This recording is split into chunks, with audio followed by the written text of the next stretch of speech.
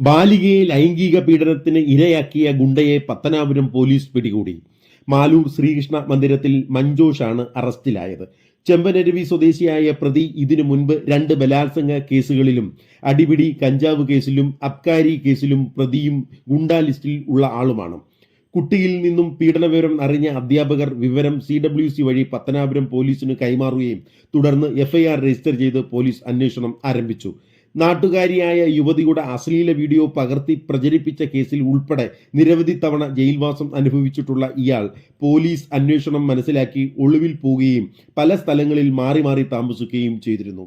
ഇയാൾ ഉപയോഗിക്കുന്ന car police തിരിച്ചറിഞ്ഞു എന്ന് മനസ്സിലാക്കിയതിനെ തുടർന്ന് പിടിക്കപ്പെടാതിരിക്കാനായി യാത്ര ഓട്ടോറിക്ഷയിലാക്കി. എന്നാൽ കൊല്ലം റൂറൽ സൈബർ സെല്ലിന്റെ സഹായത്തോടെ കൃത്യമായ അന്വേഷണം നടത്തിയ പത്തനാപുരം SI ശരൺലാലിന്റെ നേതൃത്വത്തിലുള്ള സ്ക്വാഡ് സദാനന്ദപുരത്ത് വെച്ച് ഓട്ടോറിക്ഷയിൽ നിന്നും തന്ത്രപരമായ നീക്കത്തിലൂടെ പ്രതിയെ പിടികൂടി. Pathanapuram inspector Biju S, SI Sharanlal, civil police ഓഫീസറായ വിഷ്ണു, വിനോദ്, ഷഹീർ എന്നിവർ ചേർന്നാണ് പ്രതിയെ വലയിലാക്കി.